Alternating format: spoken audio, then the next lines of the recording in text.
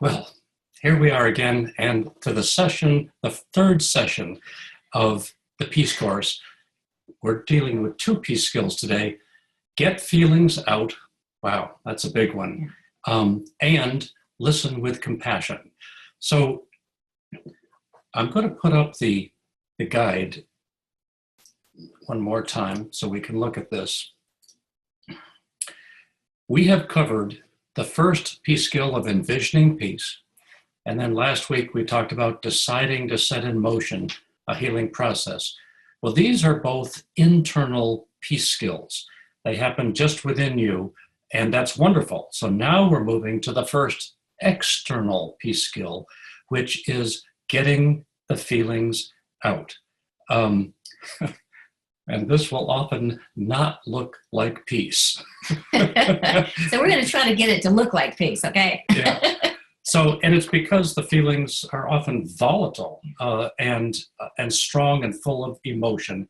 But it's important. Just how important is it to get feelings out? It's very important. It really, to me, getting your feelings out. Okay, let me go back. Scott said that to date we've done the internal skills, but to get your feelings out, you really need to look at them first. And that's an internal skill of looking within to what am I feeling exactly before we speak them. It's so helpful to get back to our center and our balance place. Even if we're raging with anger, get in touch with that. What is it? And it comes under the bigger heading of love. Loving yourself is paramount to having love in your life. We all live for love, right? I mean, isn't that what we mostly want besides our $1 million or whatever else? But we live for love. The body aches for it, literally. Our emotions, our heart aches for love. We're love beings. And anytime we can come back to love, we have come back to source. We have come back to our power. We've come to a sacred, holy place. So it's also important to identify your feelings, to practice good self-esteem. We berate ourselves, especially as Americans. The Dalai Lama said, the one thing that characterizes Americans, this is not a direct quote, but he was shocked that we are so filled with self-hatred, and we don't even notice it. We have a lot of that that putting ourselves down in our inner talk, and it might not come out in our social selves, our public selves, but it goes on a lot. And there's a lot of shame, self-shame with body image. I mean, God, look at the teenagers, look at the adults. We're very consumed with how we look and the appearance of our success and these kinds of things. And boy, we set up ourselves for so much judgment for those things. So let's see. I was thinking about, how do you know personally, think about this. How do you know personally when you feel loved? What is that? Some of the ways we feel loved is a gentle touch. When someone touches us in a very sweet, gentle way, oh man, that can just send us to the moon very quickly. Sometimes we feel loved when we've had a hard day and someone offers us some comfort or listens to us. We can feel loved when we're going through a difficult time, when we're afraid or worried about something and the outcome of something that's important to us. These are wonderful ways that we can verify, yeah, I feel loved by this person. They really came through for me. They supported me. They didn't judge me, things like that. Another really important way that we're not really so aware of on identifying when we feel love is when we love ourselves. And we are not taught this. We should be taught this in kindergarten, for heaven's sake. We should be talking about this all the time. And yet there's a lot of taboo in our culture about loving yourself. Oh, selfish, egotism. It's really not selfish at all. It's one of the most loving, humane things you can do and that you can model to others, is to truly offer yourself kind attention, a soft approach, a calming down There's so many wonderful ways to love yourself, which we're not teaching today, but this all comes under the heading of loving yourself. And that is identifying your feelings and feeling your feelings, validating them. And then comes the love skill of get your feelings out. So hopefully you've had a little quiet time before you start bursting forth to get your feelings out. If you have the quiet time to reflect even a few moments behind a closed door, just to say, God, what am I feeling? We can usually, I was thinking we can usually identify about 5 feelings. We know when we're hurt, when we're mad, when we're angry, when we're sad. That's 4. When we're happy. When we're happy. But I'm talking today about a lot of feelings. There's a wonderful book called Nonviolent Communication. This is Marshall Rosenberg's book, and it's a wonderful book, and there's a big practice with it. But in this book, there are over 246 ways to identify your feelings. In fact, there are 246 feelings, beyond being lonely, mad, miserable, embarrassed, edgy, aroused, brokenhearted, cold, confused, cool, cross, depressed, pessimistic, puzzled, sad, overwhelmed. Oh my gosh. And that's just a little bit. So if we spend a little bit of time, even moments before we start talking about our feelings, we can lighten the load. And for the other person, we're able to more focus on, well, what's really going on? Is it anger or is it really hurt? Is it frustration or is it really confusion? Or is it somebody else and this has set you off? Well, really, what's going on? It's worth a little investigation about what you're feeling and investigating what brought on these feelings exactly. And this is about learning about yourself, what makes you get upset. And this might be one of your triggers. I know one of my triggers is when I feel ignored. I don't like to be ignored. It sets me off. And I learned this the hard way, as we usually learn the hard way, our things of wisdom. But if I feel like I'm repeatedly being ignored or discounted in some way, negated, it might come through a feeling of disrespect, like I feel disrespected, or I don't feel very well. But it's important when our triggers happen for us to feel those feelings and validate those feelings. And then it helps to bring us back to ourselves. We come back to our center. That's where we really need to be. We don't want to be out of control screaming at somebody. We want to, when we come with someone, we want to be able to make some sense and express our feelings without blaming and ridiculing and condemning and criticizing, which will make everything, it destroys the peace process, of course, every time. And then you got something huge to apologize for, and then you can't go back to what you were trying to say because they got to get over their feelings. You need some time in between. It requires recovery. So we want to try to get our feelings out without causing the other person to have to recover, right? So we have, recognize it or not, and I hope today you will recognize it, a vital need to love ourselves, to be kind to ourselves, to offer compassion to ourselves, to learn to self-soothe. So we're not running around blasting at whatever our problem is to the world. So, and also we don't want to hold our feelings in because they don't go away. They will sit there for years. They'll simmer and smolder, and sooner or later they're going to break out in fire. So we don't want to repress our feelings. They become toxic to ourselves mostly. I have a chiropractor who I love and adore. I've been going to him for 16 years. And he uses NET. This is neurological emotional technique. And they have found in chiropractic that when you, and this is through muscle testing. So he tests me, I'll say, you know, my back is out, my hip is out, something wrong with my knee or whatever. He'll adjust it, and then he'll say, let's do some NET. It takes a minute or two, and he'll muscle test my arm. And we'll try to discover what feeling, what emotion is locked into that place. And that's really the final treatment in his chiropractics. And we clear it. It's real quick with muscle testing, and it works.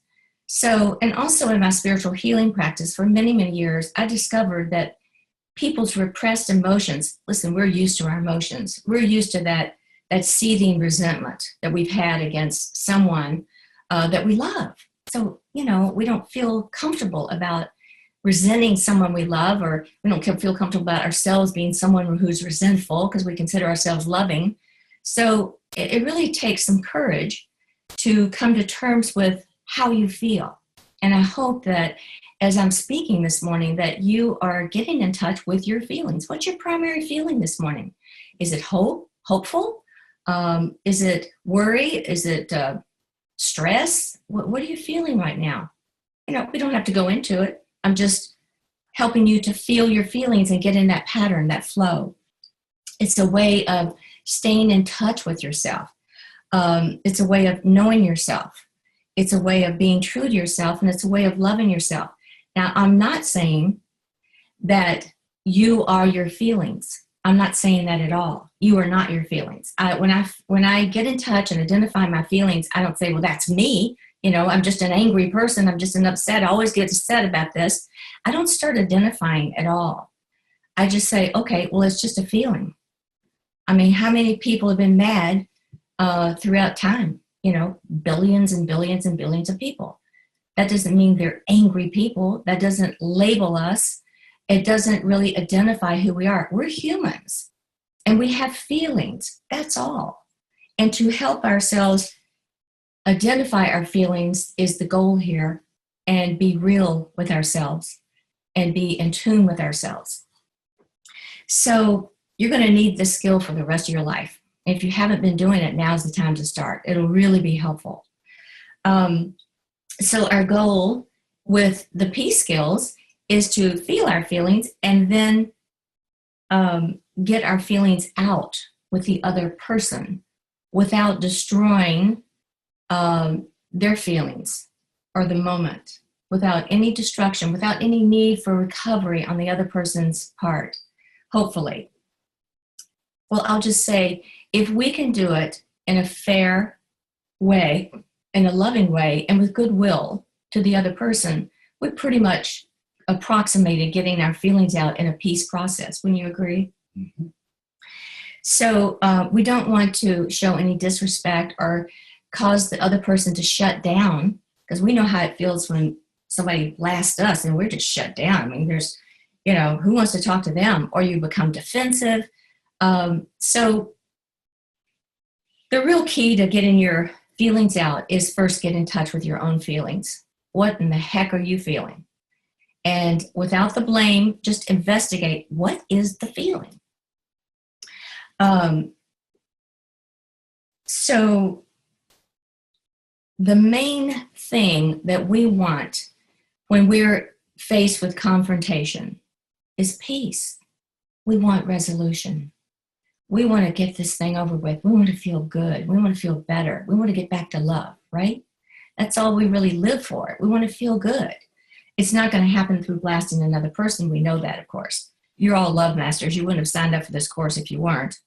So I've discovered that the greatest, fastest, direct destiny to resolution is through empathy. And empathy, another word for empathy, is understanding. We need understanding. We need to be understood. We need to understand the other person. We need understanding. That's what we're really seeking. And if I feel Scott can understand my frustration, then I'm going to calm down. I'm going to feel, okay, he's got my back. He does love me. He's helping me here. He's calming me down. This empathy that he's showing can be very simple. It's nothing fancy. Then I will feel valued by him. And that's what we want, right? That's another way we feel loved. So we love to feel respected. We love to feel valued. We love to feel worthy of attention and good attention. And we love to feel worthy of being treated with respect and love and dignity. These are human needs. These are really important. And if we can remember that when we're speaking to another person, or even after we blow it and come back and say, and I do this lots, I can always apologize. God, I didn't mean that. What I really want to say is, whatever. What I really want to say is how much I love you, or how much I respect you, or how much I've been thinking about you, and I admire this thing about you that you always do that makes me feel so wonderful. There's so many ways to come back together. So in my previous marriage, he had a narcissistic personality with a very hot temper. So you usually won't receive empathy from someone with these limitations, and these are big limitations. For example, if I had a problem within the marriage, he would generally escalate the conflict, and then he'd blame me. And there was never an effort to try to understand my feelings. So this was his pattern for 18 years that I was married. So I had to learn how to identify my feelings and give empathy to myself, because it was not going to come from outside or from the person that I was hurting and longing to have peace with. That just wasn't possible. We had very little peace in the marriage unless it was just, arrangements, really, or my support of the business or his life or whatever. So I learned back then, because I did it over and over, and how good it felt to give myself empathy and feel my feelings and really explore and investigate it. It really led to a lot of good feelings and let him off the hook for the most part. But it doesn't make for a happy marriage, let me tell you. But I did learn the importance of being true to myself and offering myself self-compassion in generous amounts, just huge quantities and often. And that's why I can tell you today how absolutely vital it is to your happiness and your sense of love, feeling loved, is that getting in touch with your feelings, identifying your feelings, and then speaking your feelings in the most loving way you can,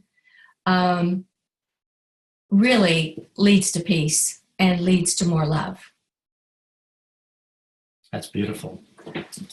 I think this is what excites me, is that when you're thinking like a peacemaster, you know that there's feelings going on, but you're at the same time, you're able to look at what's happening.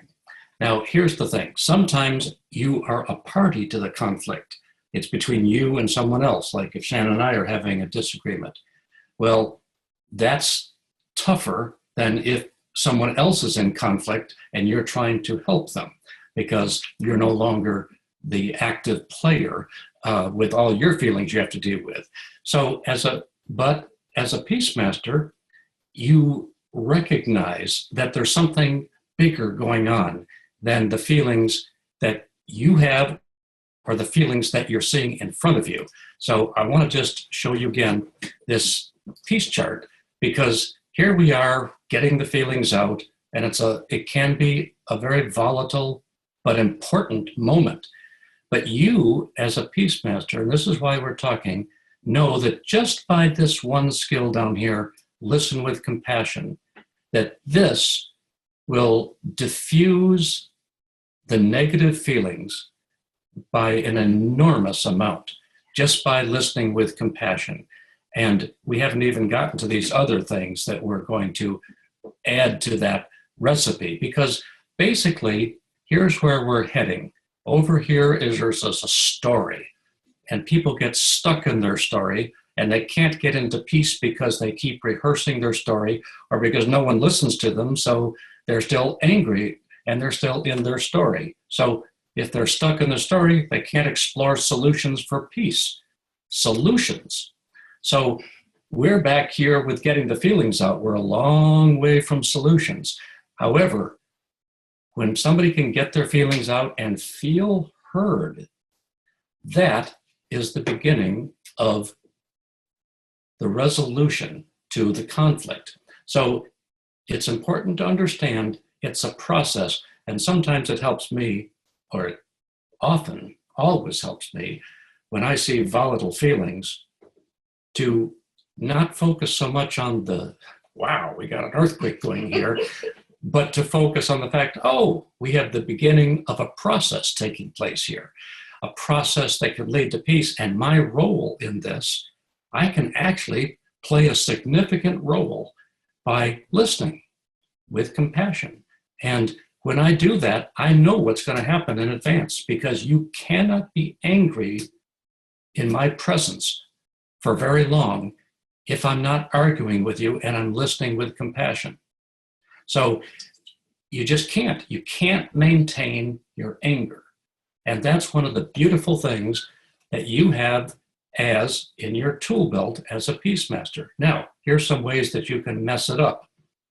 You can say, well, I think that's not a legitimate feeling. So now you're adding fuel to the fire. Or you can say, oh, that happened to me too. And then all of a sudden, who are we talking about? Now you've taken the focus back to you. So by just listening to the other person and being silent, I can't tell you how important it is to just not say anything. It's not like you're ignoring them, but just don't talk. You'll find that's the hardest thing in the world to do, is not to talk and say, you know what, I so agree with you. Well, now, is that a help? It may seem like a loving sentence, but you are now steering the conversation as opposed to letting them get it all out and steer the conversation. Let them take it where it needs to go, not you. So if there's anything that you can say, it's 3 words. And you can say these as often as you want, but, and those 3 words are, Yeah. Tell me more. Because the beauty of those words is that you're saying to the person, I'm invested in your getting your feelings out. I'm listening, and I want you to get them all out. So tell me more. And the beautiful thing about that is it's not telling them where to go. See, if somebody's saying that they were upset with their grandmother, and you say, and their husband, and, well, tell me more about the grandmother. Well, now who just directed the conversation? You just took over the control of where these feelings are going to go by asking what may look like a simple question. But if you say, tell me more, then the other person can go in whatever direction they want. That is much harder than you can imagine. And we're going to role play this after this talk. And actually somebody wrote, when we sent out this email saying we're going to talk about getting feelings out, somebody responded saying, I have such hurt and angry feelings toward my mother, who's deceased. She betrayed me all during her life and then really betrayed me on her deathbed. I know my anger toward her is holding me back. I know I need to forgive her, but I don't know how, or I won't let myself. So we got that email last night, and I emailed back, Shannon, I emailed back that person saying, would she be willing to role play getting her feelings out today with us? And she said yes. So we're going to do that in just a few minutes. As you're listening to somebody, this is really an exciting part about being a peace master. What are you doing when you're listening to somebody? Well, believe it or not, there's lots of choices, and most of them, or many of them, are not so good. One is to, as you're listening, to get roiled up in their feelings, and if they're angry at somebody, to say to yourself, well, they deserve to be angry. Like me listening to Shannon talk about her previous husband. Well, how could he treat her like that? That's ridiculous, and I can't believe he did that. So now guess whose feelings are engaged too? Now we got two people with feelings. So I'm no longer listening. Now I become a participant in the emotions. So there are times when that's wonderful and that shows empathy. But when you want someone else to really get their feelings out, that would not be the best way. A second thing that happens a lot when you're listening to somebody is you have things that you want to say, especially if you are part of the conflict. This is a big one. So I'm listening to Shannon tell me all her feelings, her side of things, and what I'm thinking internally is, when will she shut up so I can tell her what I'm thinking? So how much listening is going on if that's what I'm feeling? When are you going to be quiet so I can share my feelings? Or if you're thinking, this is what I'm going to say next. When she stops talking, this is what I'm going to say. So if you're doing that, guess what you're not doing? You can't have those type of thoughts while you're at the same time supposedly listening.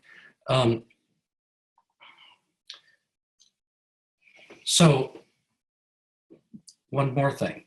What's the test of whether you've listened to somebody? At the end of the listening, and you say, thank you, I appreciate you getting your feelings out. Do they know if you actually heard them? They don't. They have because you may have been singing a lullaby to yourself during the whole time they're getting the feelings out, just trying to wait for it to be over. Or you may actually have been thinking about a tennis game that you're going to be playing later this afternoon. So the other person getting the feelings out, they need to know that they have been heard. And the only way you can do that is to reflect back what you think you've heard in your own words, and then let them correct you. I'm going to give you a brief example of this. So I'm going to reflect back what I heard you saying about your marriage. Okay. And what I thought I heard you say, correct me if it's not quite perfect, because I want to make sure I understand you, is that your husband was narcissistic and didn't listen to you, and to say the least. And as a result, you had to listen to yourself, and you got good at that. And that actually gave you peace, although it didn't give peace to the marriage. Very good. Yeah, exactly. What did I miss? Nothing. It was very lonely, that's all. Very lonely. Okay. So there's an example of reflecting, and see the power of saying, what did I miss? It's not about like, did I do a good job? Because her first thing was to say, that was accurate, completely accurate. But then I said, well, what did I miss? Giving her the opportunity for more feelings. And what came out? Loneliness. Well, that didn't come out in her initial burst of feelings when she was sharing that with all of us. Can I just say that when you asked me that just now, the empathy you offered, it felt so kind, so compassionate, so sweet. It just registered, cha-ching, love. That's my cha-ching, it's love. That's what I live for. So you don't have to give back the exact words. You can just give back what you felt you heard. And this is the beauty of this. And now I'm talking to you as a peace master. The beauty of this is that you cannot lose. Because if you're wrong, you set yourself up for the person to correct you. Now, if you're way off, like I said, so it sounds to me like you had a happy marriage, but he didn't listen to you that much. That would have shown that I really wasn't listening. Conversation ended. Conversation ended. That would have said to her that I'm not really a legitimate listener. So you can't get away with it at the end, just try to making it up. But isn't it exciting to know that you have this skill? It is a skill that you can employ. And the skill requires nothing more than you being quiet and maybe saying, tell me more. And then at the end, reflecting back and not jumping in when they're still in the emotions to say, well, let me tell you what I think I've heard. Wait until it's all over. And that's where, if you think it's all over, say, tell me more. And then you'll find out if it's all over. 90% of the time when you say, tell me more, the other person will tell you more. And then eventually they'll say, I think that's about it. Then it's perfect time to reflect. So it's exciting to me to know that I have this skill in my arsenal. Now, if I'm a party to the conflict, there's something that has to happen that is much more difficult, because I have to wrestle my own feelings into subjugation for the moment. And I have to say it's more important right now to listen to what Shannon's feelings are than it is to get mine out. And I know that if I'm just waiting for my turn to talk, I really won't be listening to her, and she won't feel listened to, so the peace process won't go forward. So what's more important to me? Getting my feelings out or getting to peace? That's the choice. Now I'm speaking to you where you have actually so much more control than you may realize. Because if you're just out of control with your feelings and you're just angry and you're not even thinking about this peace guide or the peace process or yourself as a peace master, well, then of course you won't do any of these things because you're being governed by your feelings and you're just all out there. But a consciousness that has expanded can never retreat to its former position. So now you know that there is an alternative to creating peace, even if you're the one with strong feelings, so that you can back up and say, because just look at it, even if I do have strong feelings, it's not like I'm putting them down, but what's the greatest likelihood that I will have an opportunity to express my feelings? The greatest likelihood is if I listen thoroughly to Shannon, tell me more, reflect back, and by the time all that happens and she feels completely understood and cherished, she's going to want to listen to my feelings. But I will tell you something I have learned in our 24 years of happy marriage. The occasional times when we have disagreements, and I actually do what I'm preaching and I listen to her, which is a lot, I discover that just in that listening process, I discover things that I didn't know that change my mind about how I feel. So I no longer get so angry. When it's my turn to talk, I've actually had a lot of healing because I say, oh, that makes a lot of sense, what she's saying. So this is I win both ways because she feels loved, we move towards peace, and my feelings start getting diffused. So that's exciting. Let me just read a couple things here that are coming through. Okay, just want to pick up on a few of these. Sometimes when I've listened calmly and done what you're describing and the other person is ranting and raving and blaming, it seems to me that me being calm is a sign of weakness and meekness. What are your thoughts on that? That's a great question.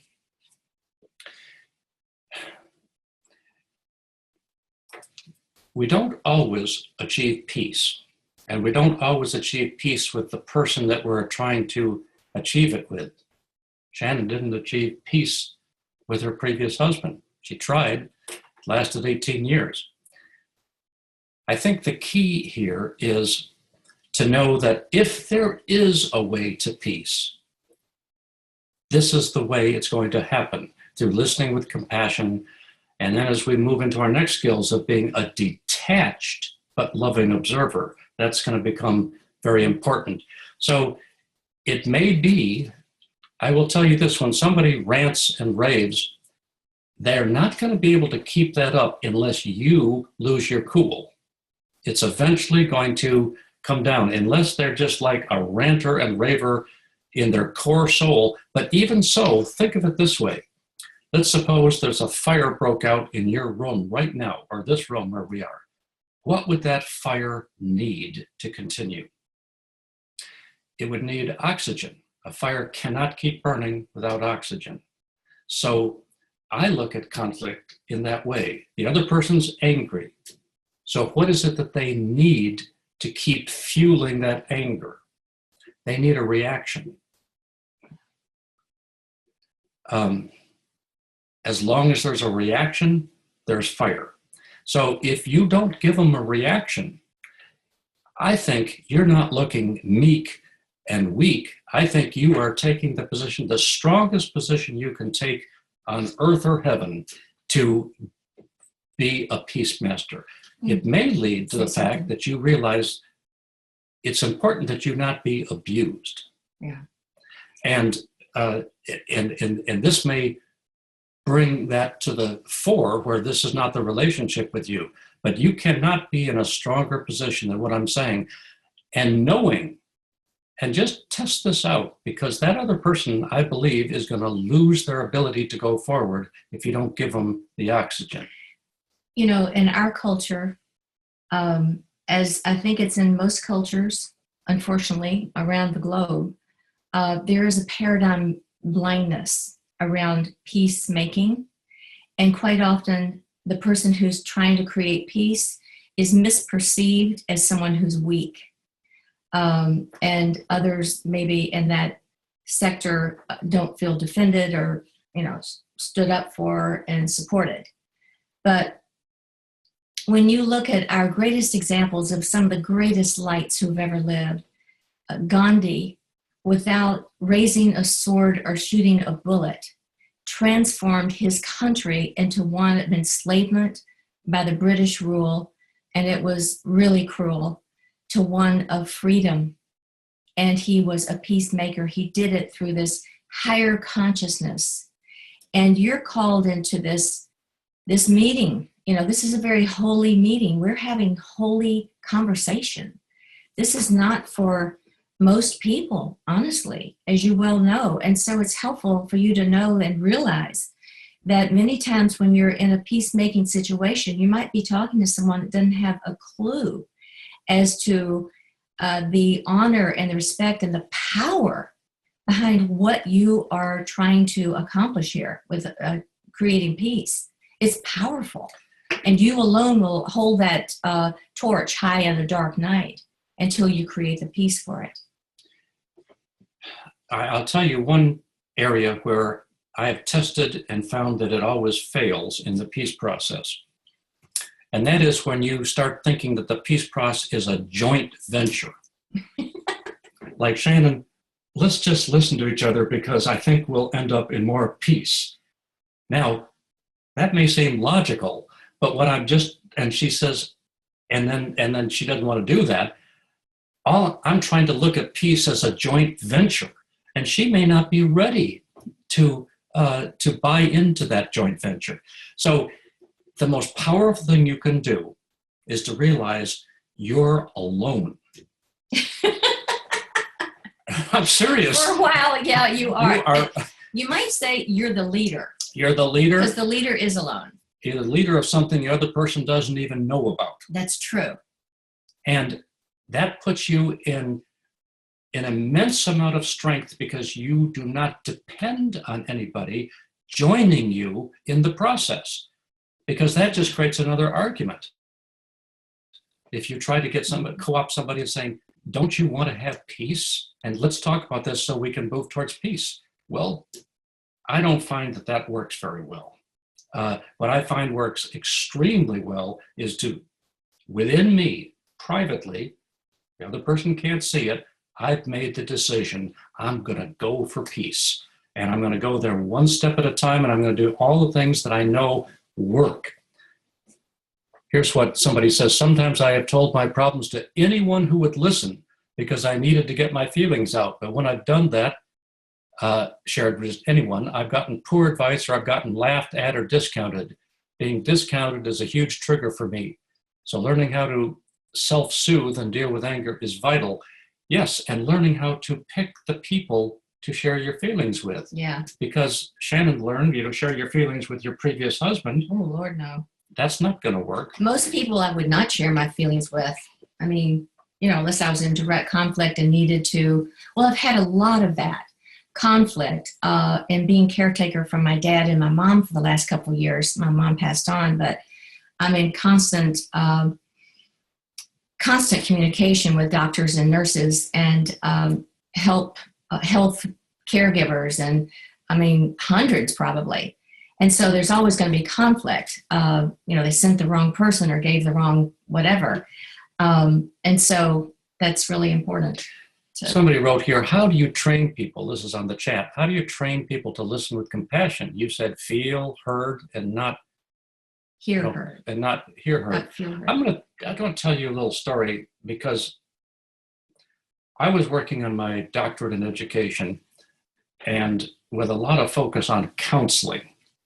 And all of a sudden, as part of my education, I took a course where I watched videotapes of Carl Rogers, who's written many books, and therapist, psychotherapist, listening, and watch him listening to somebody, and it actually shifted my life. I went from here to just made as Shannon calls it, a left turn in eternity, because I saw what was possible.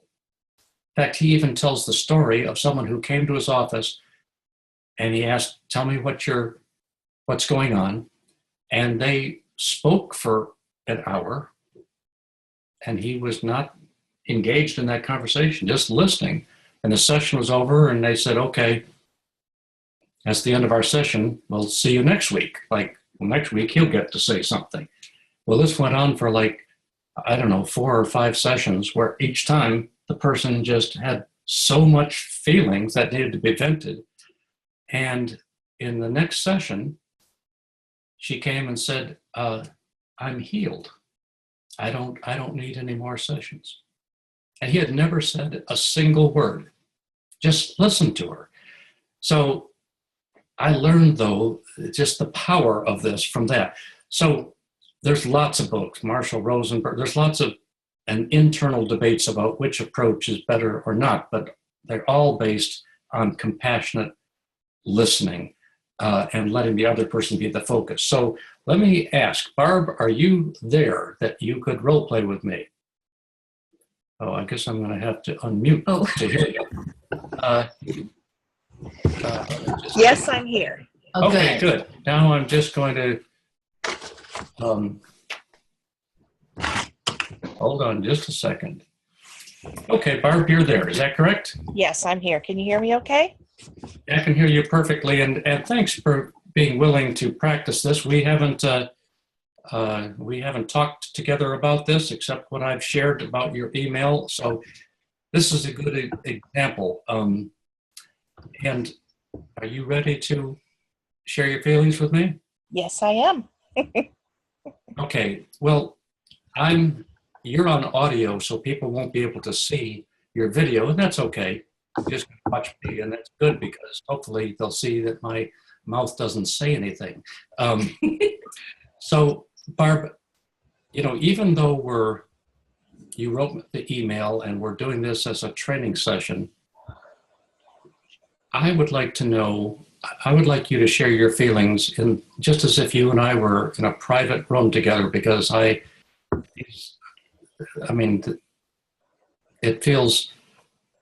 really feel for you that all of this has happened. So I'm listening. Okay, thank you. I grew up with a narcissistic mother, and she never really went past the age of 4 emotionally, so I was always the adult. She never stood up for me. She never, and I mean never. I'm not just saying that, never. She betrayed me a lot. She told me a few times she was jealous of me. And when you're jealous of someone, it seems like you want that person to be hurt. So it was hard to know that my mother was jealous of me and wanted me to be hurting. I moved out of my beautiful condo that I was renting and moved in with her to take care of her on her deathbed. And then I found out that she had taken me out of her will a few years prior and taken all the money out of the house and given all the money to my sister. Mm.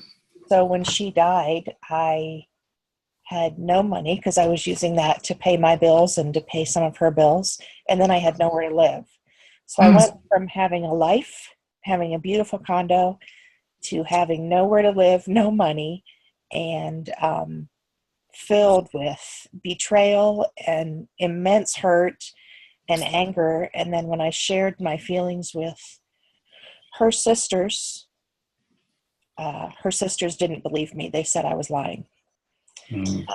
So, and my sister and I don't speak. We haven't spoken for many, many years. But so yeah, that's my story. And I'm angry, and I feel that my anger feelings are holding me back from getting a job and earning money and having friends and a relationship. So that's my story. I appreciate that. Tell me a little more.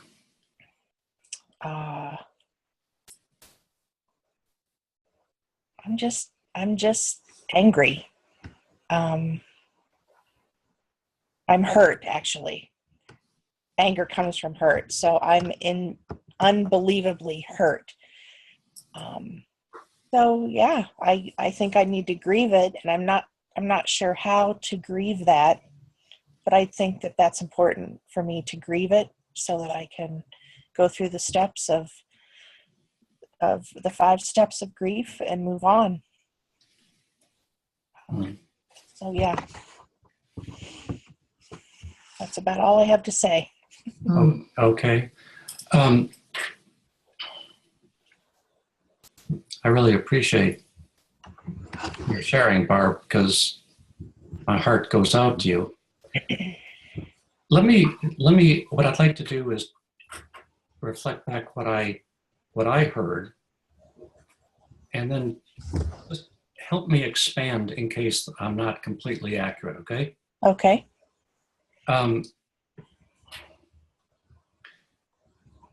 What I heard was, well, more than the details, I just hear immense hurt, immense pain, and a logical anger that has come out of this. But the details, you grew up with a mother that was from the beginning of your life narcissistic, and worse, was jealous of you, and how hard that was for you.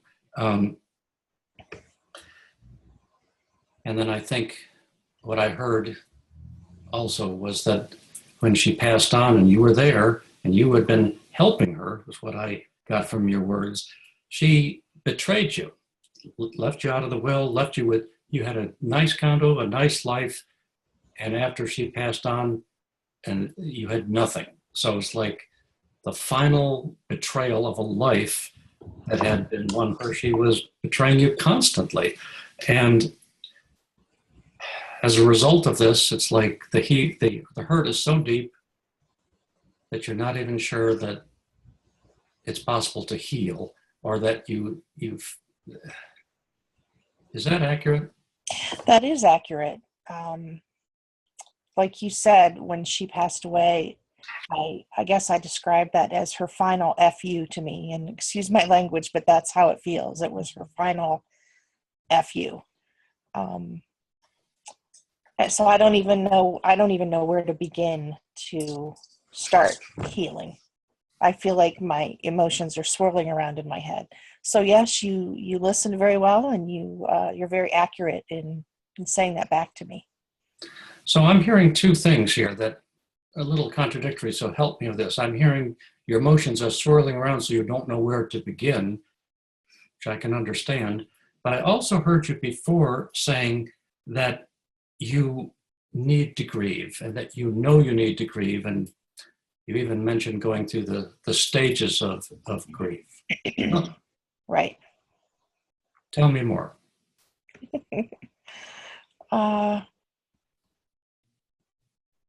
I'm speechless because I don't know. I'm stuck. I'm just stuck. I know that I'm really hurt and really mad. And logically, I know that I need to go through the 5 stages of grief. I used to counsel people and teach them, enlighten them on the stages of grief. but I don't know what to do. So I watch TV and I order pizza and I get fat and I'm stuck. Okay. So that's what I mean by my feelings are swirling around. I know logically what I should do. I know how I feel, but I'm just stuck. My wheels are spinning in the mud. But I hear you also saying you actually have the skills because you taught them to others. Right. Very interesting. I'm so grateful for your sharing of this, Barb. And let me ask you a question. Kind of stand back now because I want to just look at the peace process. And then I want to come back and talk to you about this. But now I want you to be completely honest about this. A scale of 1 to 100, with 100% being perfect, to what extent did you feel that I heard your feelings accurately?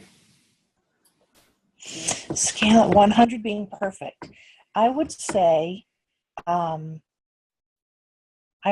you heard them 95% accurate. And I would say the 5% that wasn't there was that I don't know how to say this. I felt, I'm just going to say the words because I don't know the other word. I felt a little argumentative from you, and I'm sorry. Like you were saying, yeah, but you have the skills. Yeah, but. So that made me feel like inside my tummy, it made me feel frustrated. Okay. I appreciate that, Barb. That's really helpful feedback to me because I really validate your feelings. And I trust you. Yeah. Something else that's coming up for me is I feel like I'm monopolizing this conversation for these other 10 participants, and I don't want to take up their time, and I feel bad I feel like they need a chance to talk to, and yeah. Well, I don't feel bad for them. I feel happy to know you better, Barb. And, listening doesn't bring in the solution. But now we're at a place where we can love Barb or love someone like Barb and help them move past the story. Because I want to and I know Shannon